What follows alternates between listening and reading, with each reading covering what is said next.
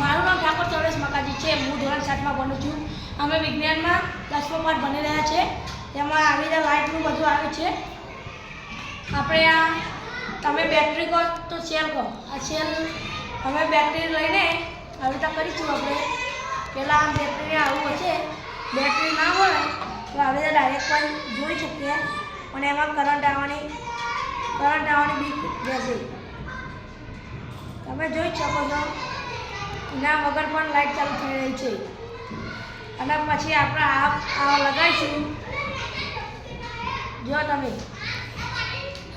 આ રીતે આપણે લગાવીશું. જો મેં ભરાયો. અને પછી આ કાળો વાયર છે ને તેને કાળા વાયર સાથે જોડીશું. આ લાલ વાયરને લાલ વાયર જોડી. જો તમે જોઈ શકો છો લાઇટ ચાલુ થઈ. તમે જોઈ શકો છો.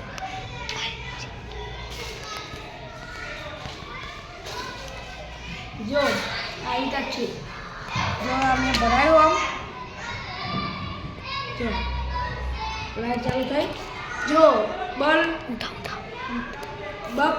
બલ્બ ખુલ્લો હોય તો આવી રીતે આની લાઇટ ચાલુ ના થાય. જો આ ખુલ્લો છે, આ રીતે બંધ હોય ને તો બલ્બ ચાલુ થાય. જો તમે જોઈ શકો છો બલ્બ ચાલુ થઈ રહ્યો છે.